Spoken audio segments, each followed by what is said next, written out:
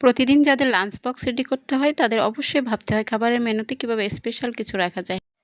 Hello everyone, আসসালামু আলাইকুম। আজ আমি শেয়ার করব চিকেন মাঞ্চুরিয়ান রেসিপি। আর এটা করার জন্য আমি প্রথমে বোনলেস চিকেন নিয়েছি, এর সাথে আদা, রসুন, কাঁচামরিচ, ধনিয়া পাতা, লবণ নিয়েছি। সব কিছু একসাথে ব্লেন্ড করে নিব। এখানে আমি টমেটো, ক্যাপসিকাম নিয়েছি।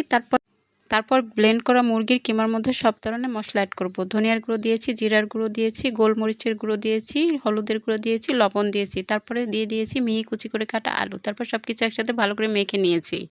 মাখানো হয়ে গেলে হাতে একটু তেল মেখে নিয়েছি। তারপরে মাঞ্চুরিয়ান বলগুলো তৈরি করে নিয়েছি। তারপরে তেলে ভেজে নিয়েছি বলগুলো। এখানে বলগুলো ভাজার সময় যেন 90% সেদ্ধ হয়ে যায়। বলগুলো ভাজা আমার শেষ। এখন আমি চুলায় হাঁড়ি বসিয়ে দিয়ে দিয়েছি তেল। তার মধ্যে দিয়ে দিয়েছি রসুন কুচি, আদা কুচি, তারপরে দিয়ে দিয়েছি ক্যাপসিকাম ও টমেটো।